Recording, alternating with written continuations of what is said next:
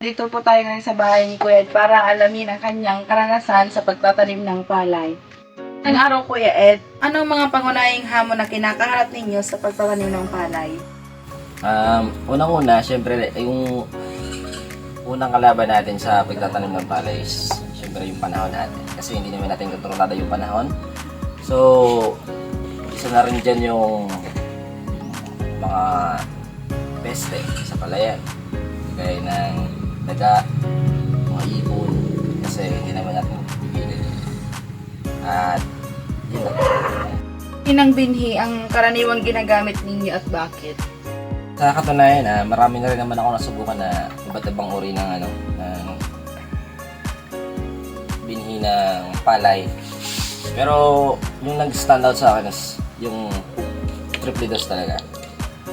Hindi naman palagi, pero para sa akin at na obserbahan ko sa mga pag-aani ko is yun talaga. Paano pinapangalaga ng iyong mga panim mula sa peste at sakit? Wala para sa akin, para maiwasan yung peste sa panim. Gumagamit ako ng mga pesticide o mga pang-spray o kung ano man na mga chemicals na nilalagay pang papatay ng mga peste.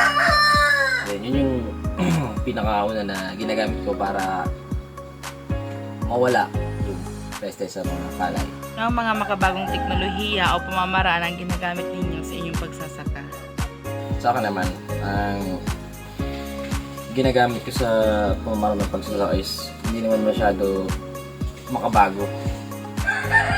Kasi nung dati pa rin, yung ginagamit namin is yung tractor lang. Kasi dito hindi pa naman pwede makadaan yung gumagamit yung makabagong ngayon na ginagamit yung harvester. Kasi sa lugar na to medyo malalaki yung bato. Hindi pwede. Para sa akin naman, pinaplano ko ang pagtatanim ng palay sa buwan ng January or February. Kasi kung sakaling mag-ani ka, pag tanim ka sa buwan na yan, medyo mainit pa yung panahon. Hindi masyadong ang tawag doon, masisira yung palay o ganun.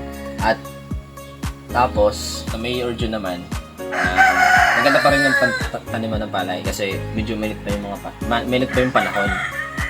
Pag sumapit na kasi ng mga October, September, ganyan, yung panahon natin is tagulan na, malamig. Then alam naman natin dito sa Pilipinas pag mga ganyan buwan, pumapasok na yung mga bagyo. So medyo mahirap na makalusot ang pananim. Kung hindi na magiging maganda yung ani mo, malulugi ka pa. So, Ang mga hakbang na ginagawa nyo upang mapabuti ang kalidad ng iyong ani? Sa akin, ang ginagawa ko, pag bagong tanim pa lang yung yung palay, nilalagay ko na pampataba sa palay is yung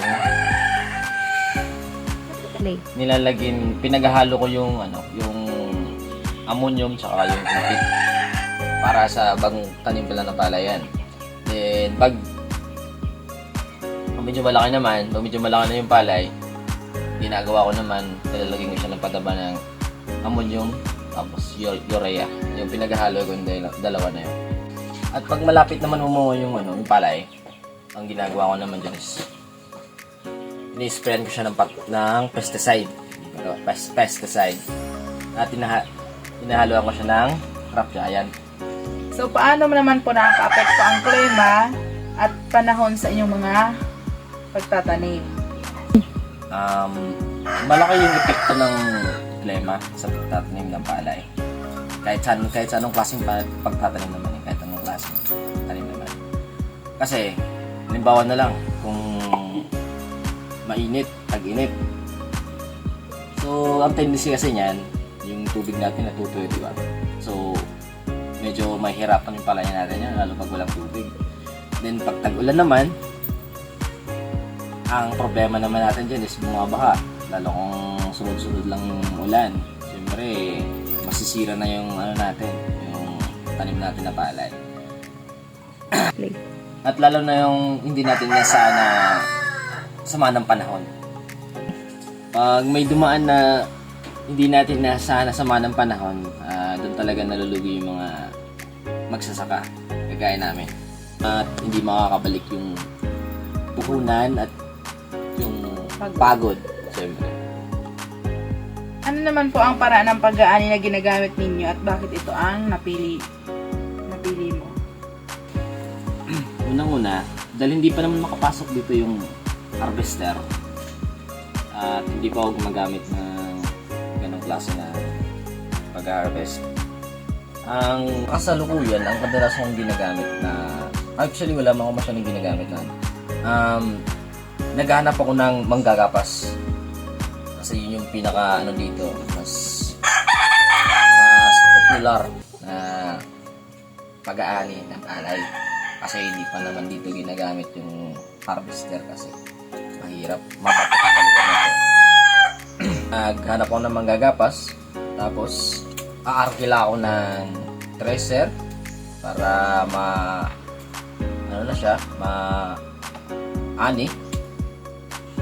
Tapos pinapaakot ko na lang yan labas ko sa biladan. Ano ang mga suporta o tulong na natatanggap ninyo mula sa gobyerno o mga organisasyon? Ngayon, marami nang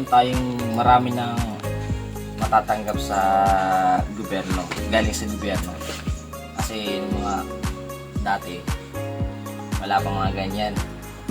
Ngayon, marami na. Halimbawa, pagpapa-insured ng taniman mo, ng palay mo. Kung sakali na, halimbawa, dinaanan ng kalamidad o nasira yung pananim mo. So, pag naka-insured yung yung palay, pwede mong ilapit sa gobyerno, tapos bibigyan ka nila ng ng konting tulong para hindi ka masyadong malugmok sa pagkalugi ng yung pananim. Then, meron pa yung bibigay ng abono o pataba. Malaking tulong din yun kasi syempre hindi ka na bibili. So, malaking tulong sa mga magsasaka yun. Kagaya namin na minsan wala kaming pambili ng pataba. So, kuha kami dun sa gobyerno. Lalapit lang kami dun sa DA. Dun kami kumukuha. At yan din namin pinapa-insured yung tinanim namin na palay para yun may insured yan. At meron pa pala, yung libreng banhi na nakukuha namin sa DA.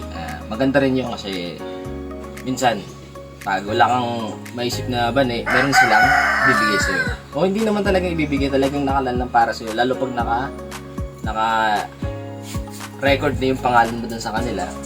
So, automatic meron ka nang makukuha dun. So, yun. Malaking tulong din yung sa amin. So, yun po Kuya Ed. Maraming salamat po sa yung pag-share o pagbabahagi ng yung karanasan sa pagtatanim ng palay. Maraming salamat po.